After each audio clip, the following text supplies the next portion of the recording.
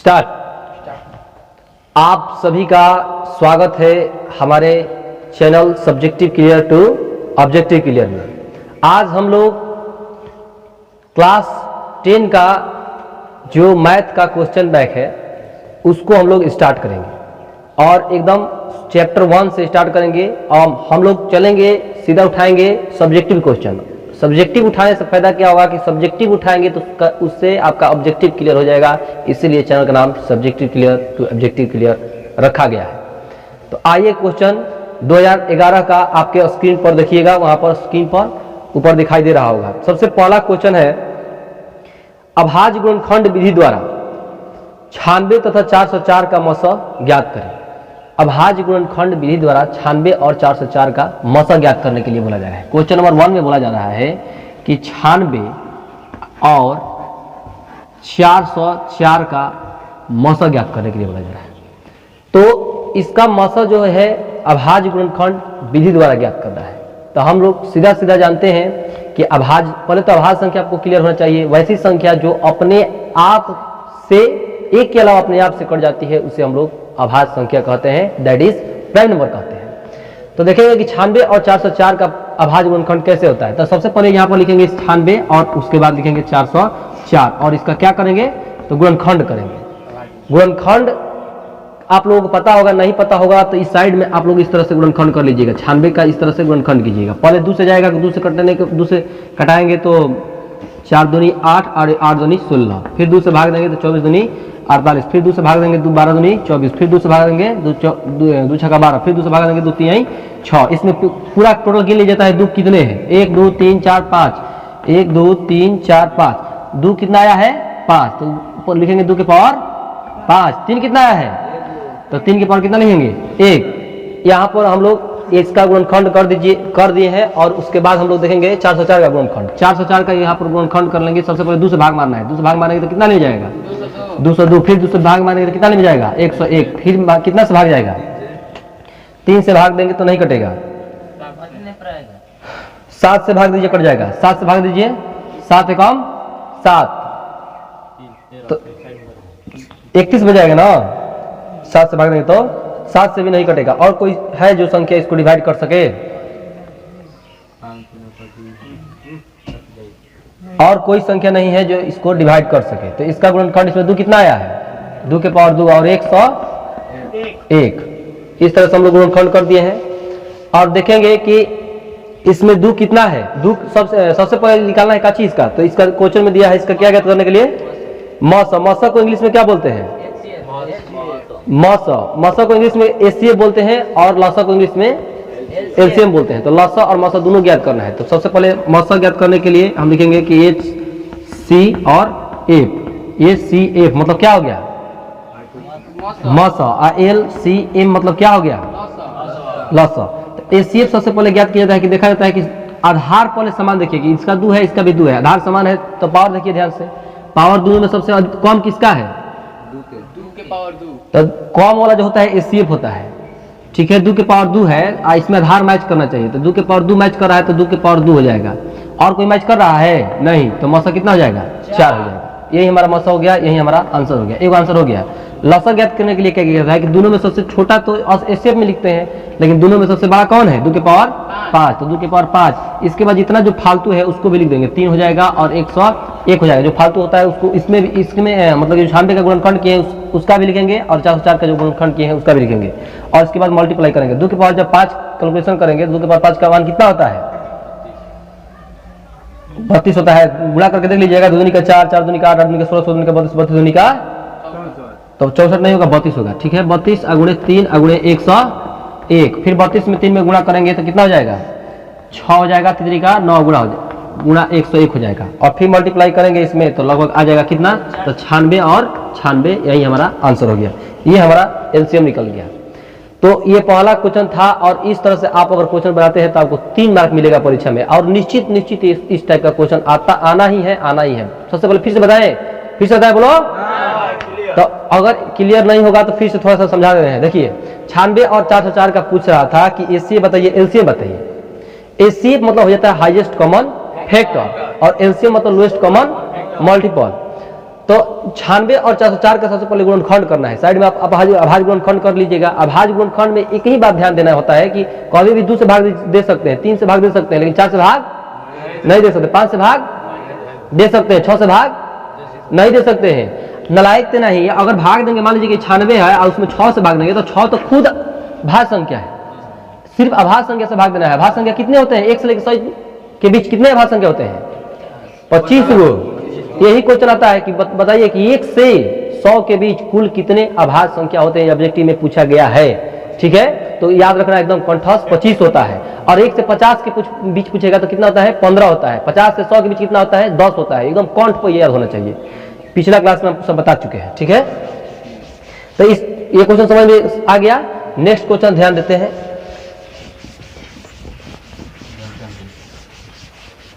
Second question आपके screen पर है, देखिएगा। ठीक है, सेकेंड क्वेश्चन बोल रहा है कि इस 2011 का क्वेश्चन है। बिना लंबी, क्वेश्चन लगा देते हैं स्क्रीन पर।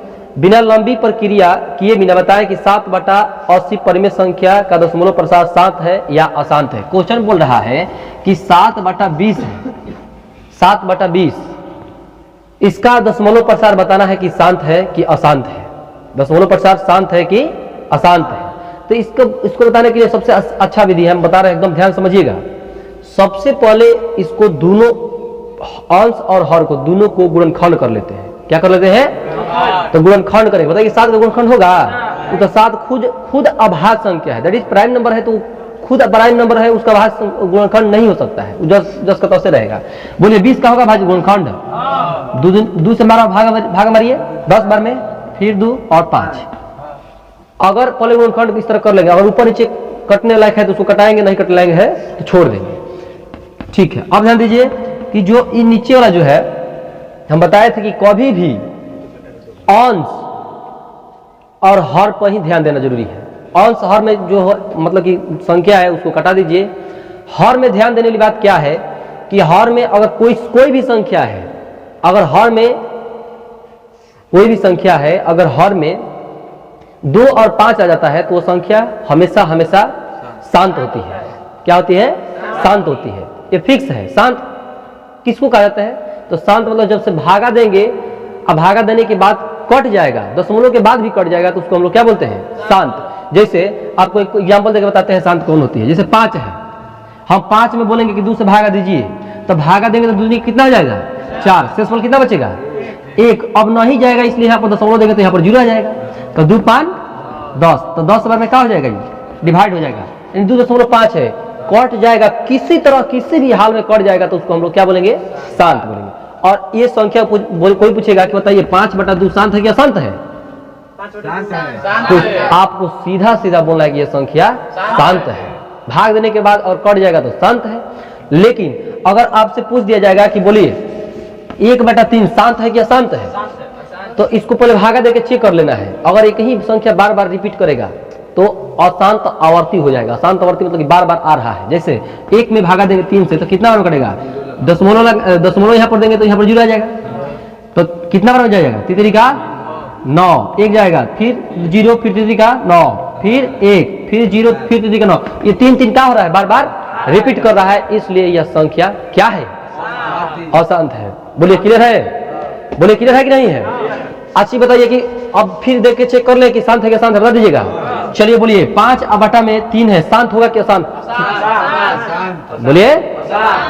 तो कभी भी नीचे 2 और 5 दुइयों को देखना है। अगर 2 है 5 है तो वो संख्या हमेशा शांत होगी, लेकिन 3 अगर है तो ये संख्या अशांत नहीं होगी। कटवे नहीं करेगा, बार बार रिपीट करते चल जाएगा, रिपीट करते चल जाएगा, तो वो संख्या अशांत होगी। ठीक है, अब मान लीजिए कि यहाँ पर क्वेश्चन दे दिया, आपसे पूछेगा कि बताइए 15/12 बोलिए शांत है कि अशांत है?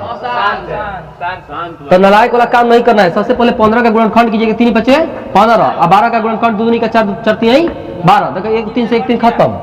कटाना भी है, और ऊपर क्या हो गया? ऊपर 5 नीचे 2 है तो 2 के पावर 2 लिख सकते हैं, तो नीचे 2 बच गया, फिर इस संख्या शांत है। अगर नहीं बुझाएगा, एकदम बकलोल हो, एकदम उजबुक आदमी हो, तो कुछ नहीं, 15 में आप 12 से क्या कर दीजिएगा? भाग दे के देख लीजिएगा कि कट रहा है कि नहीं। अगर कट गया तो संख्या शांत है, और रिपीट कर रहा है 2-3 अंक के बाद भी रिपीट कर रहा है तो संख्या अशांत है। बोलिए क्लियर है कि नहीं क्लियर है? तो आइए देखते हैं इसको। अब बताइए 2 को 2 है तो 2 के पावर 2 लिख सकते हैं। 5 कितना है? 1। लेकिन हमको कौन को बनाना है? जितना इसका पावर है उतना 5 बनाना है। तो एक और बनाने के लिए क्या करेंगे? 5 नीचे गुणा और ऊपर गुणा करेंगे। तो ऊपर गुणा करेंगे तो 7 5 कितना हो जाएगा? 35। यहाँ पर 2 के पावर 2 है तो 2 के पावर 2 है 10 के 10 लिखेंगे। आज 2 5 2 हो गया तो 2 के 5 के पावर 2 हो जाएगा। बोलिए हो जाएगा? तो हो जाएगा कितना? 35। और नीचे आधार समान होने पर पावर क्या होता है? जुड़ता है। लेकिन आधार समान नहीं है, पावर समान है। ऊपर का पावर वाला जो होता है ऊपर ला उसको पावर बोलते हैं। तो नीचे हो जाएगा 10 के पावर 2। तो 10 के पावर 2 है तो इसको लिख सकते हैं कितना? नीचे 5 दूनी कितना हो जाएगा? 10। और ऊपर 10 के 10 2 एक ही लिखा है तो 2 लिख देंगे। 10 दहिया कितना आता है? 100। 100 से जब भागा मारेंगे तो कितना निकल जाएगा? बोलिए। अरे 2 को 0 है तो 2 अंक के बाद 16 बैठा देना है। 2 अंक के बाद 16 बैठा देना है। हो गया। 100 से भागना आसान होता है। तो ये संख्या क्या हो गया? शांत। आंसर। ये संख्या क्या हो गया? क्या हो गया? तो ये संख्या क्या है? शांत। बस हो गया, सिंपल। तो इस प्रकार के क्वेश्चन परीक्षा में एकदम पटकबे करेगा, दुमत नहीं है। ऑब्जेक्टिव आएगा ही आएगा, एकदम क्रांति है कि आइबे करेगा, इसमें दुमत नहीं है कि नहीं है। बोलिए इस तरह का क्वेश्चन क्लियर हो जाएगा? परीक्षा में पूछेगा शांत और अशांत तो क्लियर हो जाएगा। चलिए, तो इसको नहीं दिखाई दे रहा होगा तो इसको थोड़ा उसमें दिखाई दे रहा है। हाँ ये भाग नीचे वाला। चलिए शांत अशांत नहीं दिखाई दे रहा तो अब थोड़ा सा ऊपर लिखेंगे। अरे बोल रहे हैं तो सुनिए ना उसको। तो बोलिए क्लियर है क्वेश्चन? इस प्रकार के क्वेश्चन परीक्षा में बहुत सारा पूछा गया है। चैप्टर नंबर 1 से था क्वेश्चन। आइए भी जो हम लोग क्वेश्चन बना रहे थे 2011 का क्वेश्चन था। नेक्स्ट क्वेश्चन लगाते हैं, ध्यान दीजिए। नेक्स्ट क्वेश्चन जो है ये सबसे वीवीआई क्वेश्चन है और सबसे डराने वाला, लड़का इससे डरता है बहुत ज्यादा। क्वेश्चन पूछ रहा है कि सिद्ध कीजिए कि रूट अंडर दो एक अपरिमेय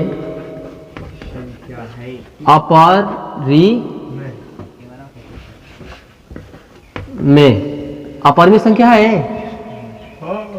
चलिए हो गया। रूट अंडर 2 एक अपरिमेय संख्या है। तो इस प्रकार के क्वेश्चन कभी भी परीक्षा में आ जाएगा तो मन पहले खुश कर लेना है, ठीक है? कहाँ से कि अब समझ ले कि आपके ये अंदर में आ गया क्वेश्चन, अंडर में आ गया। ये बहुत आसान क्वेश्चन है, ध्यान दीजिएगा। अगर आप बढ़िया से इसको समझिएगा तो मैं दावे के साथ कहता हूं कि ये क्वेश्चन बहुत आसान है, बहुत आसान है। ध्यान से समझिए। चलिए कोई कुछ नहीं करेगा, ध्यान से समझिए। सबसे पहले इस तरह के क्वेश्चन आएगा, रूट अंडर 2 एक अपरिमेय संख्या है। तो अपरिमेय संख्या हम लोगों को क्लियर होना चाहिए। परिमेय संख्या किसे कहते हैं, अपरिमेय संख्या किसे कहते हैं? जैसे मान लीजिए हम आपसे पूछेंगे कि बताइए कि रूट अंडर 81 परिमेय संख्या है कि अपरिमेय संख्या है? परिमेय संख्या है, जिसका वर्गमूल लिखा जाता है वो परिमेय है। अब बहुत लड़का एकदम रट लिया है परिभाषा की जे रूट में रही वो अपरिमेय, जे रूट में रही अपरिमेय। 81 दे दीजिए उसको तो पटका जाएगा। तो 81 रूट में है फिर भी अपरिमेय, 100 रूट में है फिर भी परिमेय। परिमेय कैसे पता चलता है? वर्गमूल लिखा जाता है। ये भी सोचिए कि 2 संख्या का गुणा करेंगे अगर इसके अंदर मैच कर गया तो कौन हो जाएगा? परिमेय हो जाएगा, ठीक है? परिमेय क्यों होगा? जैसे इसका वर्गमूल कितना हो जाएगा? 9 हो जाएगा। तो 9 परिमेय संख्या कैसे पता चलता है कि परिमेय संख्या है? तो जिस संख्या के अंश और हर मतलब कि बाटा में होता है, जिस संख्या को बाटा के रूप में लिख सकते हैं या बाटा के रूप में रहता है तो उसको क्या बोलते हैं? परिमेय संख्या। कोई पूछेगा कि 3/4 परिमेय है क्या? परिमेय। तो परिमेय बाटा के रूप में है। और नीचे 0 होना चाहिए कि नहीं होना चाहिए? तो बोलिएगा कि कभी भी 0 नहीं होना चाहिए। आपसे परिभाषा पूछा जाता है कि परिमेय संख्या किसे कहते हैं? जो p/q के रूप में होता है परिमेय संख्या कहते हैं, जहां q के मतलब कहूं 0 नहीं होना चाहिए। तो इसी को हम लोग क्या बोलते हैं? परिमेय संख्या। मैं नीचे 0 हो जाएगा तो अपरिभाषित हो जाता है, इसलिए वो कौन संख्या हो जाता है? परिमेय संख्या हो जाता है। नीचे कहीं भी 0 नहीं होना चाहिए, ठीक है? अब क्या करेंगे कि रूट अंडर 2 हम सब लोग जानता है कि रूट अंडर 2 एक अपरिमेय संख्या है, पूरा देश से जानता है। लेकिन इसको साबित कैसे किया जाए कि रूट अंडर 2 एक अपरिमेय संख्या है? उसी को साबित करने के लिए सबसे पहले क्या किया जाता है कि इसका जो पूछ रहा है उसका विरोधी माना जाता है। विरोधी मतलब उल्टा माना जाता है। जैसे यहां पूछ रहा है कि रूट अंडर 2 एक अपरिमेय संख्या, तो हम लिख देंगे कि माना कि रूट 2 एक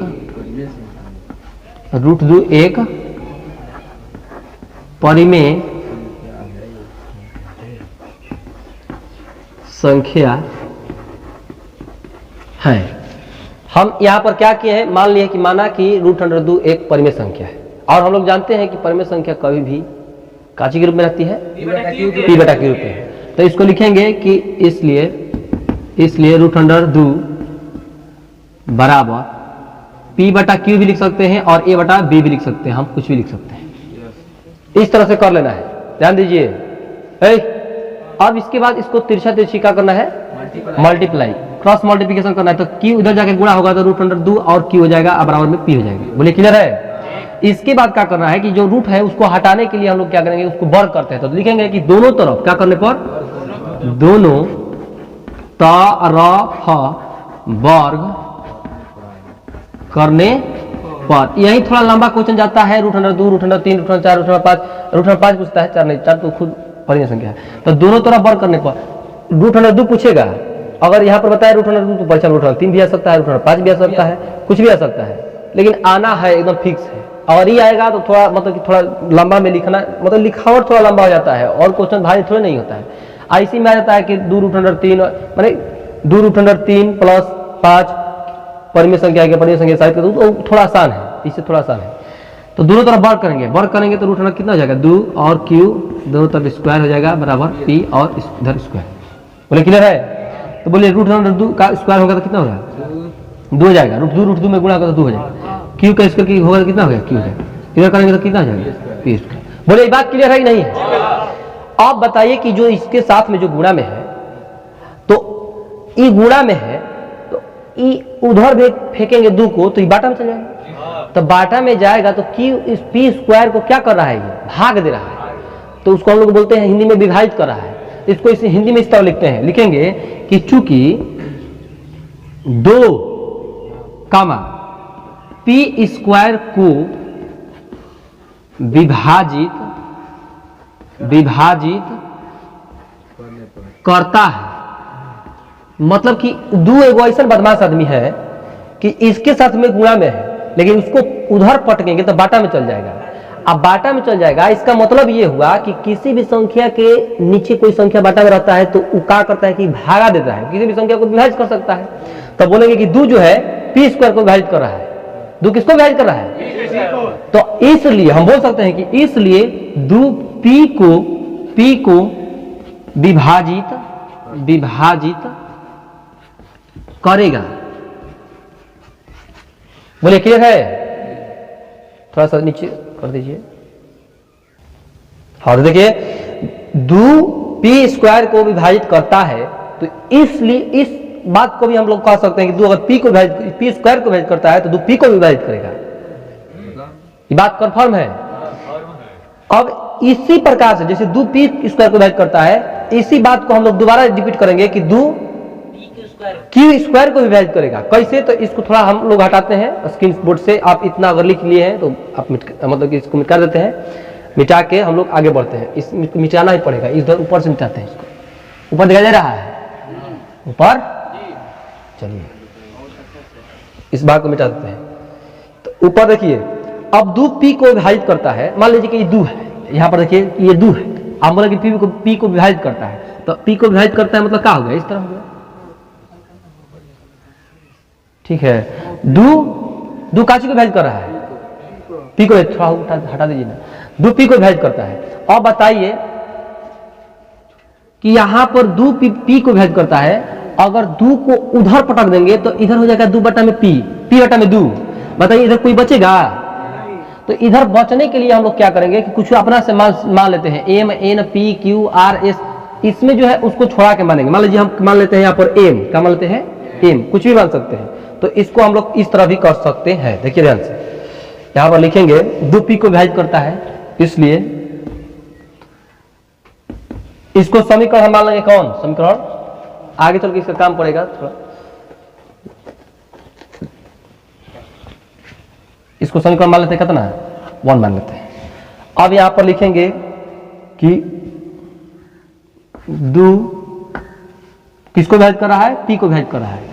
तो यहां हम लोग लिख सकते हैं कि m बराबर p बटा में 2, p बटा में 2 कैसे हो गया p बटा में 2? 2 को उधर पटक दिए, 2 p को विभाजित करता है तो p बटा में 2m के जगह पर मान लिए, तो तीछा तीछी गुणा करेंगे तो हो जाएगा कितना, 2m बराबर कितना हो जाएगा p।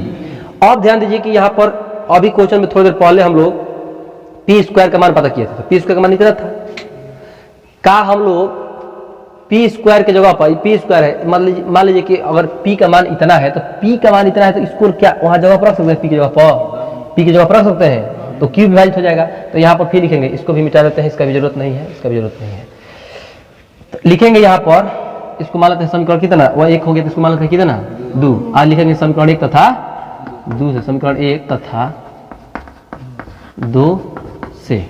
तो अब p का मान वहां पर पुट करते हैं, p का मान वहां पर पुट करेंगे तो हो जाएगा 2m बराबर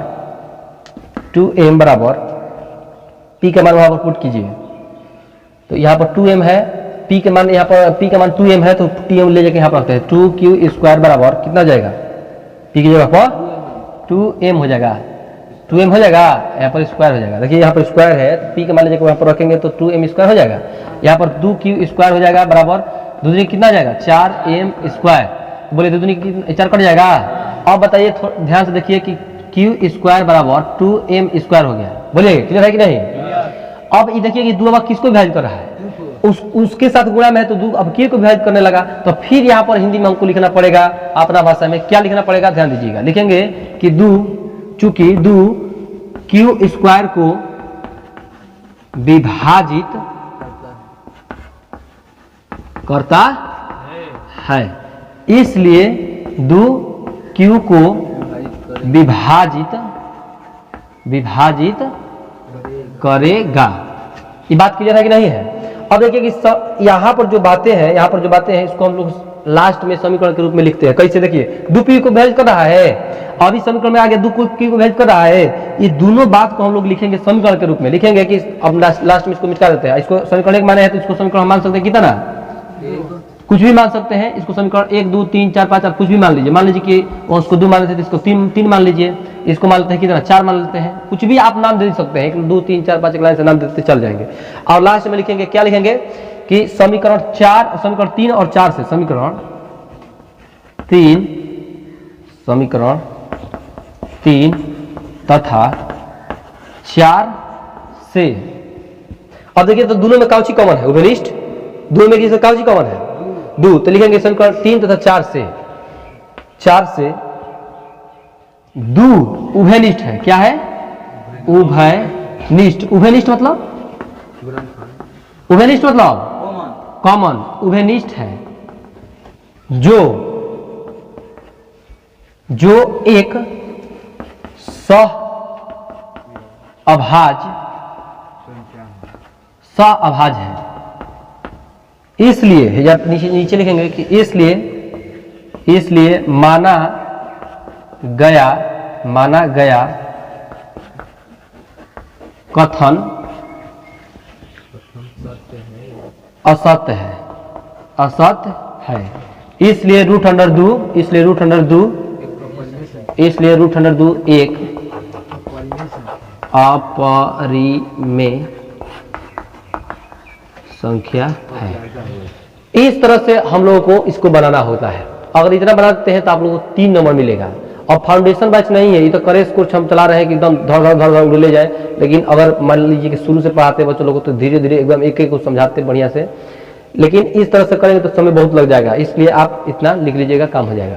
ठीक है, वीडियो को पॉज करके पीछे देखते रहिएगा और आप इसको लिख लीजिएगा। चलिए, तो आप सब इसी पर क्वेश्चन, जैसे हम क्वेश्चन दे रहे हैं, आप लोग क्वेश्चन लिख लीजिए कि रूट अंडर 3 एक अपरिमेय, सिद्ध कीजिए कि रूट अंडर 3 एक अपरिमेय संख्या है। फिर क्वेश्चन दिया जाएगा, दूसरा नंबर क्वेश्चन लीजिए कि सिद्ध कीजिए कि रूट अंडर 5 एक अपरिमेय संख्या है, रूट अंडर 7 एक अपरिमेय संख्या है। इस तरह से आप क्वेश्चन हजारों बना सकते हैं अपने मन से, अब बना के इसी पर बनाइए, एकदम हलवा है, हलवा खा के एकदम सो जाइए, ध्यान दीजिए। अब इस पर थोड़ा सा जैसे जैसे क्वेश्चन आते जाएगा हम बनाते जाएंगे। जैसे क्वेश्चन बैक में क्वेश्चन नंबर दिया था, क्वेश्चन 2011 का ये क्वेश्चन था, 32 नंबर क्वेश्चन था। ठीक है, तो आप क्वेश्चन बैक लिए हैं तो प्लाट के देखते रहिए, तब तक हम प्लाट के देख लेंगे। क्वेश्चन थोड़ा लगा देते हैं, कौन सा क्वेश्चन लगा 2012 का क्वेश्चन लगाते हैं। ठीक है, स्क्रीन बोर्ड पर देखिए 2012 का क्वेश्चन, और धीरे धीरे बारी बारी सब क्वेश्चन बनाएंगे। ठीक है, जैसे इसमें क्वेश्चन 2012 का ध्यान दीजिएगा,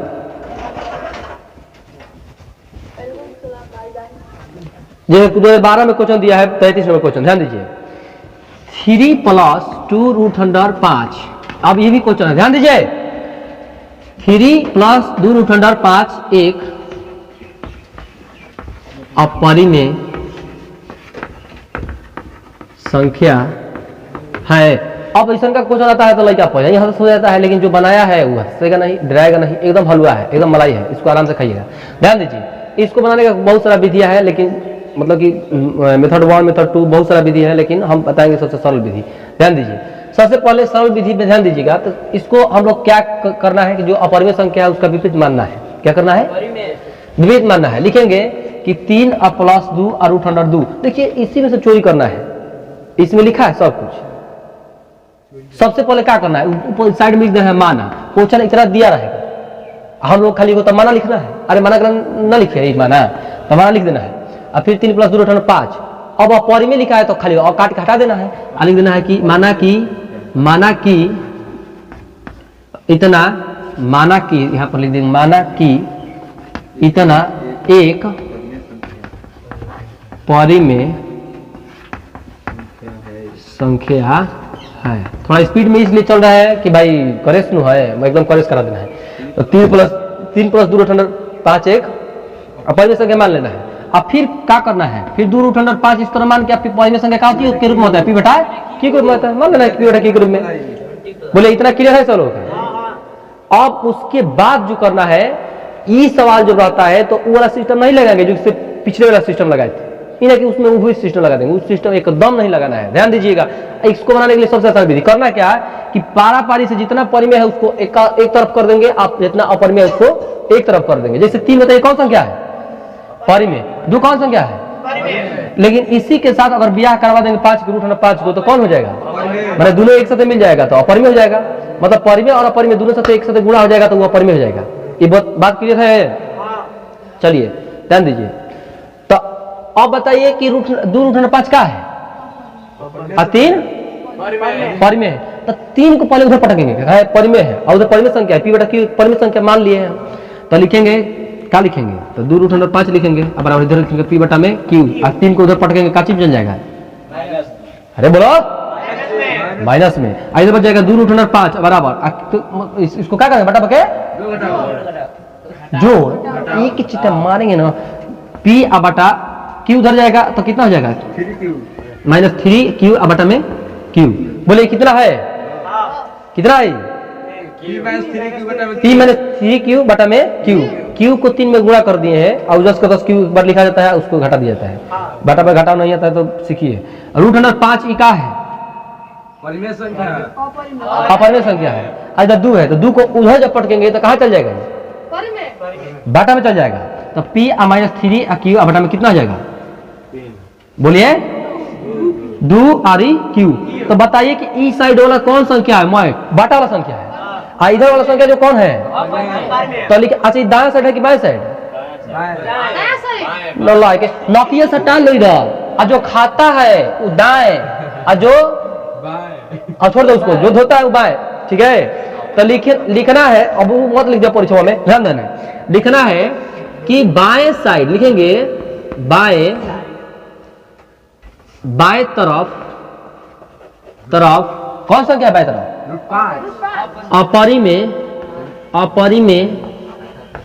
अपरिमेय संख्या और इधर तो जगह फुल हो गया तो उधर लिखते हैं अपरिमेय संख्या तथा दाएं तरफ है, तथा दाएं तरफ कौन संख्या? परिमेय संख्या है। अब बताइए कि इधर जो है अपरिमेय संख्या है, इधर परिमेय संख्या है, तो दोनों में पटका पटकी हुआ कि नहीं? ये विरोध कर रहा है कि नहीं? तो बोलेंगे कि बाएं तरफ में अपरिमेय संख्या है और दाएं तरफ में परिमेय संख्या है, इसलिए दोनों तरफ विरोधाभास हो रहा है। तो इसलिए लिखेंगे कि अपरिमेय संख्या है, इसलिए विरोधाभास के कारण, किसके कारण? विरोधाभास के कारण 3 + 2 √5 एक एक अपरिमेय संख्या है, लिख दिए, हो गए, प्रूव्ड, नीचे लिख दीजिएगा PROVED, प्रूव्ड, हो गया, साबित हो, चाहे हिंदी में लिख दीजिएगा साबित हुआ, बस काम खत्म। नेक्स्ट क्वेश्चन लगाइए स्क्रीन पर। नेक्स्ट क्वेश्चन दिया है 135 और 225 का एचसीएफ ज्ञात कीजिए यूक्लिड विभाजन के प्रयोग से। तो ध्यान दीजिए 135 और 225 का क्या ज्ञात करना है? एचसीएफ ज्ञात करना है। लॉजिक का आ दिखता ना है, आ दिखता है ताओ, बस एकदम खड़ा उड़ा देता है। अरे गधा हाथ नहीं, इसमें यूक्लिड विभाजन बोला, यूक्लिड विभाजन, उस विधि को प्रयोग करो। यूक्लिड विभाजन प्रयोग क्या होता है? तो उसी को वही लेकर को पता नहीं है, बस बना देता है। ध्यान दीजिए यूक्लिड विभाजन प्रयोग एकदम हलवा, जो हलवा जिसको नहीं आता है एकदम ध्यान दीजिएगा। इधर क्या करना है? सबसे छोटा देखिएगा, सबसे छोटा कौन है इसमें? सबसे बड़ा? तो सबसे जो बड़ा होता है उसको बचा के रखना जरूरी होता है, इसको घेर घार के रखिएगा, बीच में घेर कर भागी ना, ठीक है। अब इसको भागा देना है, क्या करना है? जैसे यहाँ पर लिखे हैं उसी तरह यहाँ पर भी सजा के लिखना है, खटक लिखना है। देखिए जैसे 225 लिख दीजिएगा बराबर, यहाँ पर 135 लिख दीजिएगा, इस तरह लिख देना है। अब 35 कितना बार में 135 कितना बार में भागा मारेगा कि उसके नजदीक में आ जाए, अगर नहीं भी आएगा तो कट भी जाएगा या नजदीक में आ जाए। तो बोलिए एक बार में जाएगा, बोलिए सक्सेसफुल कितना बच जाएगा? तो इसको अब यहाँ पर पटक के इसको क्या बना देना है? इस अभी तो भाजक है लेकिन उधर पटकेंगे तो फिर भाज बन जाएगा, तब ये अंडर में चल जाएगा इसके, यानी कि 135 का पहाड़ा एक बार में पढ़े और 90 का बच गया शेष फल। तो लिखेंगे 135 गुणा 1 प्लस 90, 135 गुणा 1 प्लस 90 करने पर यही आ जाएगा कि नहीं? फिर 90 से बताइए भाग मारेंगे कितना में? एक बार में, तो 90 बार में उड़ जाएगा, 5 शेषफल बच जाएगा, उधर हासिल तो नहीं गया है, तब बताइए 13 में से 9 बचेगा, कितना बचेगा? 4 हो जाएगा। तो यहाँ पर देखिए बीच में क्या है? 135, इसको सजा के यहाँ पर लिखेंगे 135 बराबर 135 कैसे आएगा? तो 90 में 1 में गुणा करके 45 जोड़ने पर, तो 90 में गुणा करके 1 45 जोड़ने पर आ जाएगा। फिर 90 को इधर कर देंगे, 90 को उधर पटकेंगे तो 90 चल जाएगा कहाँ? 45 दिन कितना आ जाएगा? 90, तो कट जाएगा, कितना बार कट जाएगा?